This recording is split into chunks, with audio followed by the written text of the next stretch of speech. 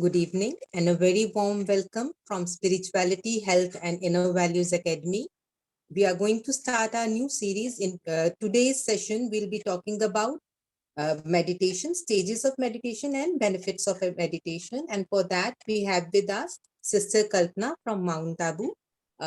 Didi ji is in work. She was working as a head of psychology department in Global Hospital, and she'll enlighten us about the stages of meditation, benefits of meditation, and she'll also share her experiences with her client. So we welcome you, Didi. Kalpana Didi, over to you. Thank you. Thank you, Pooja Ben. Today's topic is stages and benefits of meditation. As we have decided that we will discuss the stages also and benefits in practical life. So, practicing meditation and using the benefits in the practical way. So we have decided that we will think accordingly, like how meditation helps us solving the problem,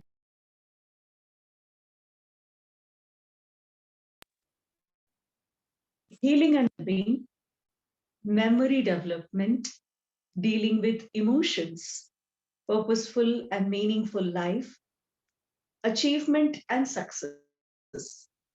So, yes, here we will talk about particularly Raj Yoga meditation we are practicing.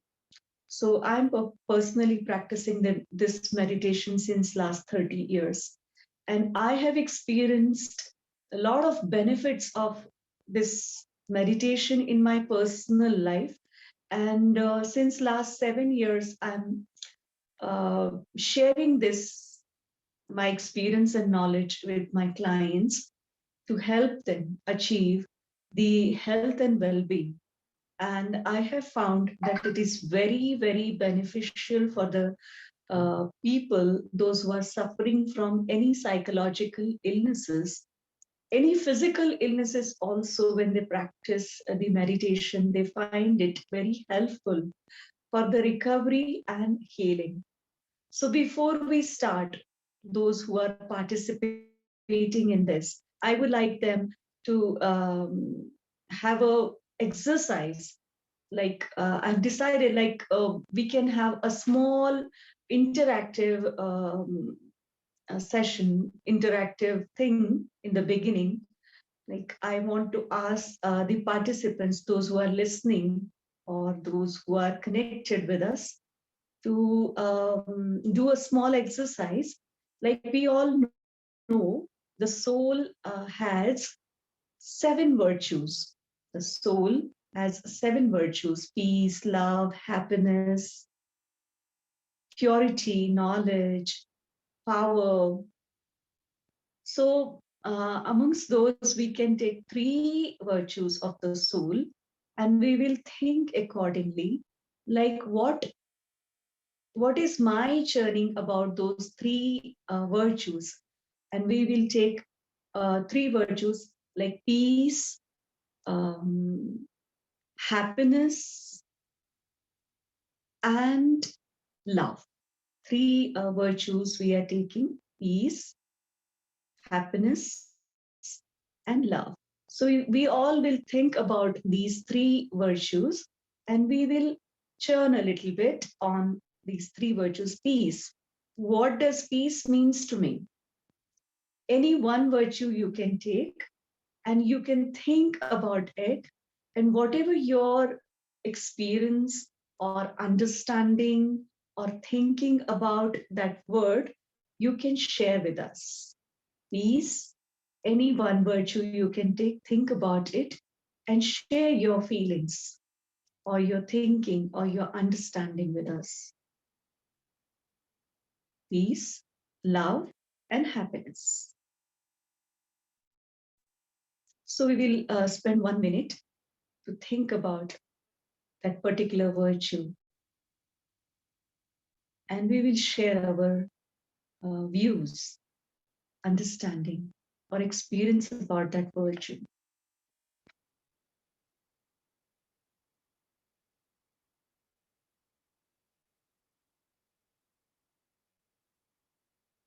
So anybody um, who is ready can share. It can be one line, 2 lines, 3 lines. What? Yes. May I, Didi? Should I start? Yes. Yes. Uh, uh, when you said peace, happiness, and love, so what I was thinking is my perception about peace. If I'm peaceful, I think I'll be happy and I'll be loveful. And another thing, Yes. another thought which came to my mind was when I'm peaceful, I could relate to it. Say if something happens, if people and situation are not my way, and I can feel that I'm getting upset. So I just remind myself, I'm peaceful. And in that situation, the ability to take decision improves. Like if Right. you are in a situation, you will not react. You will just take a pause and then you'll take an action. Right. This was Yes. Yes. It is your experience about peace. G. Nice. Anybody else want to share?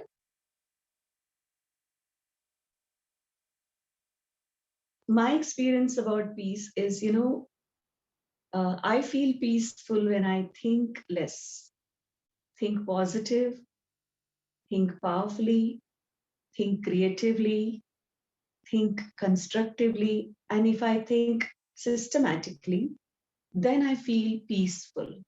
If everything is falling in place and everything is accurate and everything is perfect according to the time, then I feel peaceful.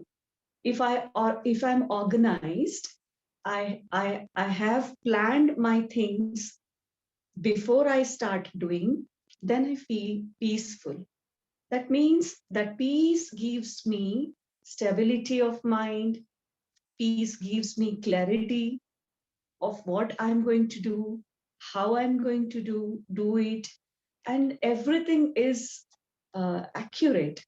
When I feel, then I feel peaceful. Love for me is like um, loving and detached, is it is said. So love for me is a very pure feeling which I express to everyone.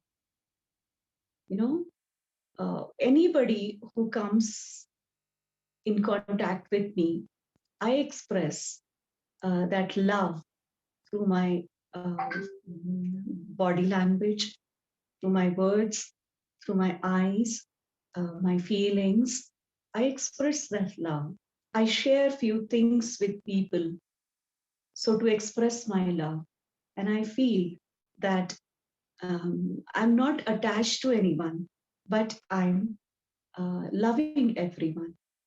I don't feel their absence when they're not there, you know, and that is love for me.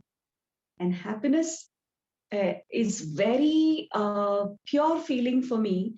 Like I'm always happy because I'm always satisfied with what I'm doing. So happiness is my uh, very own nature, that I always feel like I'm contented. I have everything. I don't need anything. And very small things makes me happy. Like if a child comes and gives smile to me, when I share something with anyone, I feel happy. So happiness is like our original nature. So we were thinking about three virtues of the soul. So it is called churning. We were churning, like what is the meaning of it, how I relate that virtue with me, how I use that virtue in my life, how what is my experience about that virtue. And that churning is the first stage of meditation. We were talking about, we were discussing, like the topic is stages of meditation. So according to me, what is meditation? The first stage of meditation is churning the knowledge, the spiritual knowledge, whatever spiritual knowledge we every day listen through the spiritual godly versions or any spiritual readings. we listen, we read, uh, we come into contact with such content which gives us spiritual awakening or spiritual sustenance.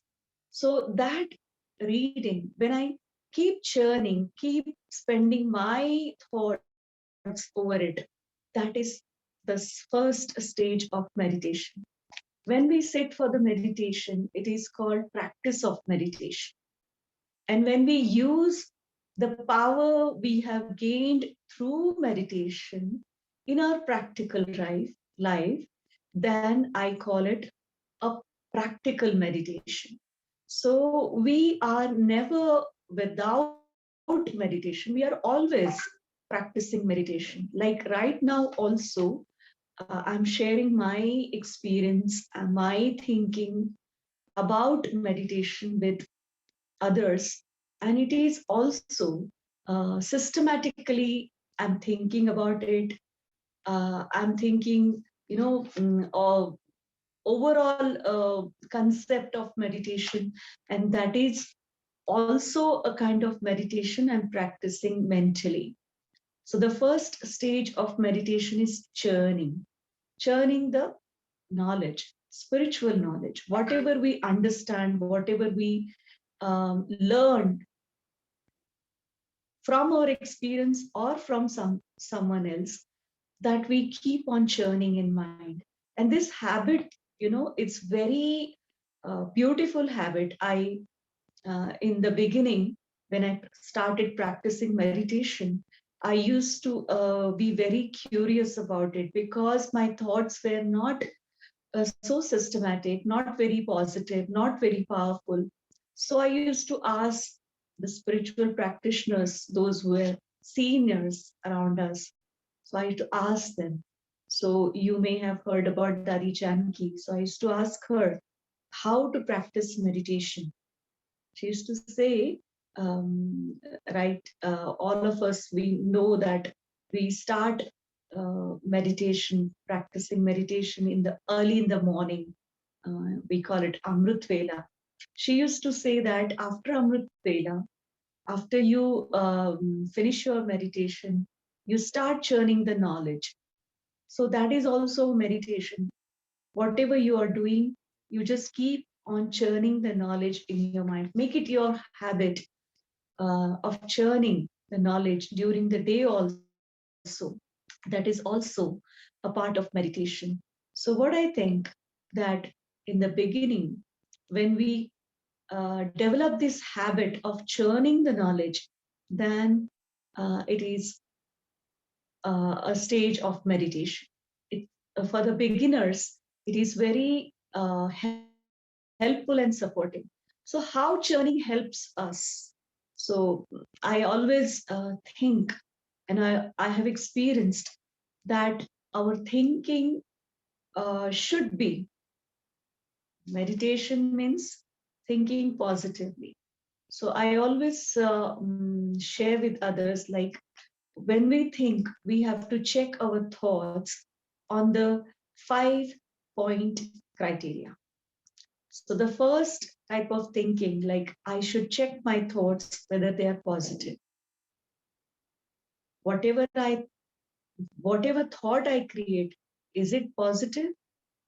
The second criteria I check my thoughts on is my thought powerful? Powerful enough? Yes. Strong enough? Determined? So positive and powerful. The third thing I check my thoughts, are my thoughts creative or not creative? Simple thoughts.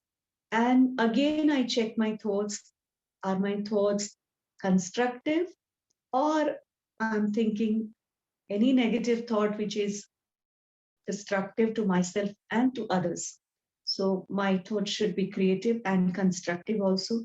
And again, when I think systematically, then I act accordingly, systematically, timely, punctuality.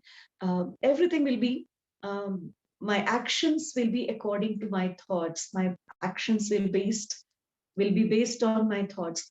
So whatever churning practice I'm doing, that will be seen in my actions, whether it is problem solving, decision making, and again healing. Yes, for healing also, I need to have those positive thoughts that this time I'm not feeling well, but very soon I'll be feeling well because I am spending time to overcome that difficulty which I'm facing physically or mentally.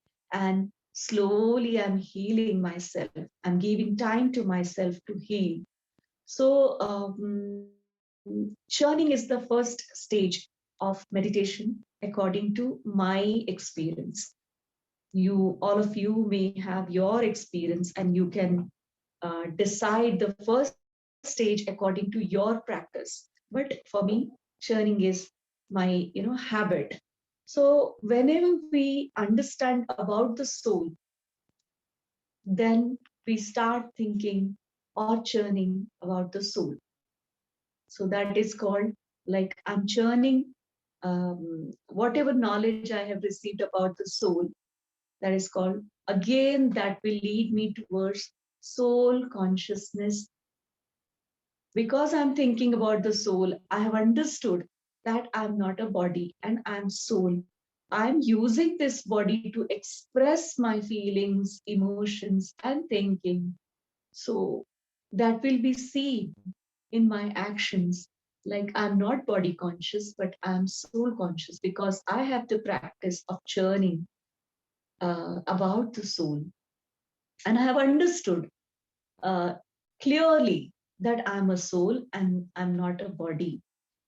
Through this body, I'm playing a part and expressing myself through this instrument. Then it becomes easy for me to practice soul consciousness. And as we have discussed many times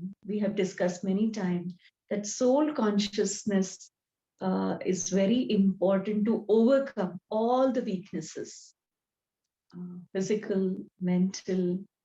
Soul consciousness leads us towards the success, real success in life, satisfaction, and all the virtues we need to practice. The soul consciousness stage will lead you towards. Churning again gives you a strength.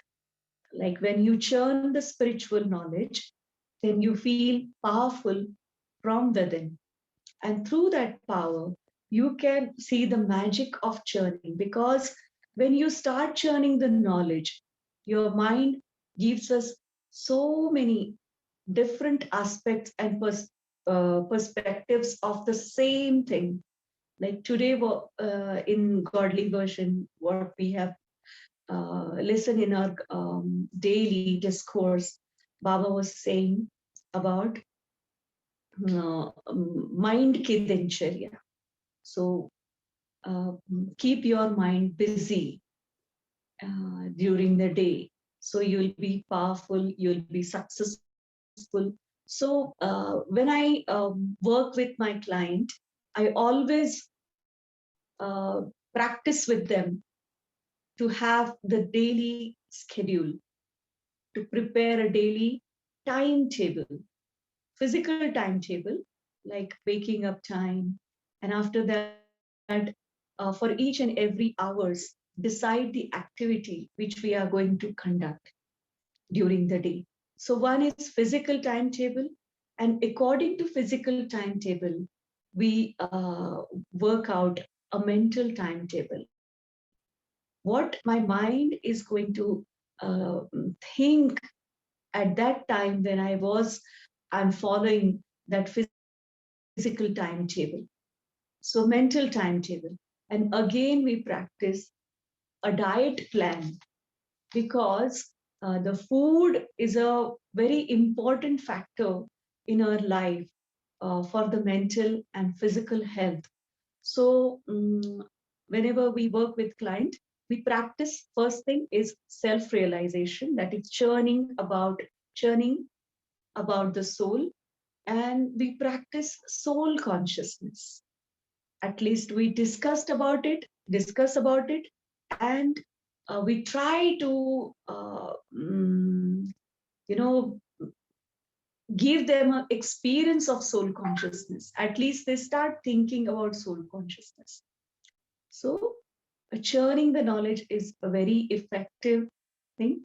Again, if you can't churn the knowledge, you at least can churn some positive aspect of your life, or a planning for the day or for the future. So, whenever you think positively about anything, powerfully, purposefully, creatively, then it is called a churning. So, churning is the first stage of meditation. The second stage of meditation, according to me, is bodiless stage. So, what is bodiless stage? Like when we understand, we experience that I'm a soul using this body, I start visualizing or seeing myself as a soul. I forget my name, I forget my bodily religion, I forget my gender, I forget even uh, the part, the role I'm playing. I forget everything and I only consider myself as a soul. And I try consciously to become detached from my body. When I feel myself, a soul, is separate from the body, and from the distance, it is looking at the body and giving the powers to the body, then it is called bodiless stage. Yes, I'm connected to the different energy than body and bodily things. I forget everything about the body and bodily relations. And that stage is called bodiless stage. I try to become separate and detached from this body. So, this stage, how I experience, like sometimes we have watched the scene of the court. In that court scene, we find there is a judge and two lawyers generally put their points in front of the judge, and judge listens to both the sides and takes the decision. So I become the judge is always detached from the problem or the discussion or from both the parties, and being detached he can take proper right decision, or after listening both the sides arguments from the both the sides. In the same way, when I become detached from my body and part, I become the judge, I become the detached observer for my part, my role, and my physical existence, and I can take uh, right decisions for the right time, for the right people, those who are with me, I'm interacting with them. So I become the detached observer for myself. And at that time, this is a practice which we uh, which we experience whilst practicing meditation, and how it helps practically. So whenever I'm wrong at any point, when I when I become detached observer for my role, I see sometimes that yes, I can check myself that yes, at this point with this person, I was wrong and I need to change myself. So that realization leads me towards the change, because realization is the first step towards the change. Whatever change we need to bring into our life that will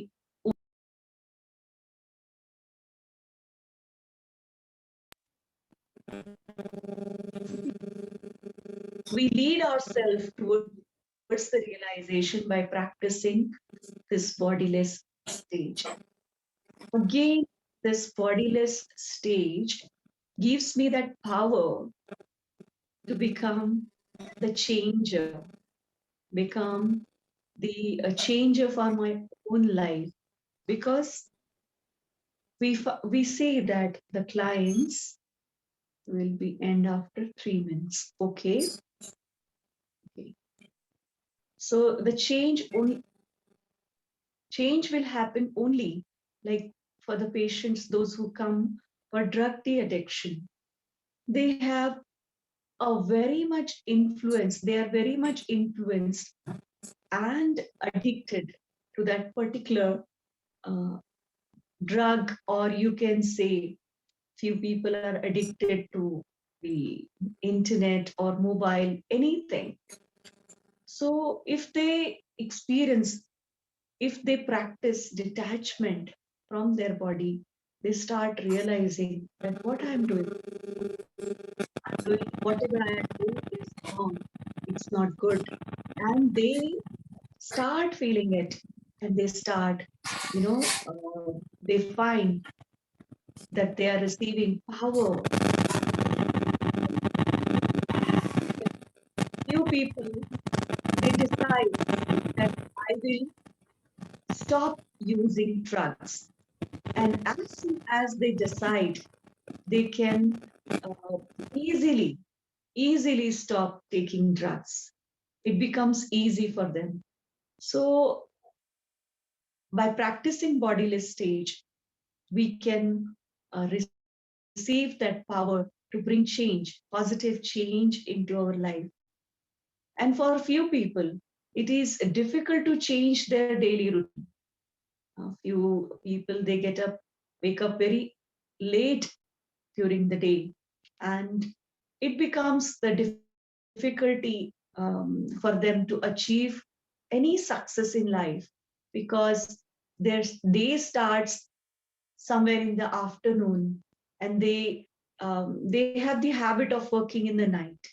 So it is the imbalance leads them towards the less achievements or less success. They want to change it, but they can't because it has become the firm habit for them. But through bodiless stage, we can easily, easily overcome these difficulties, and we can change ourselves. So practicing bodiless stage is also very important. We are talking about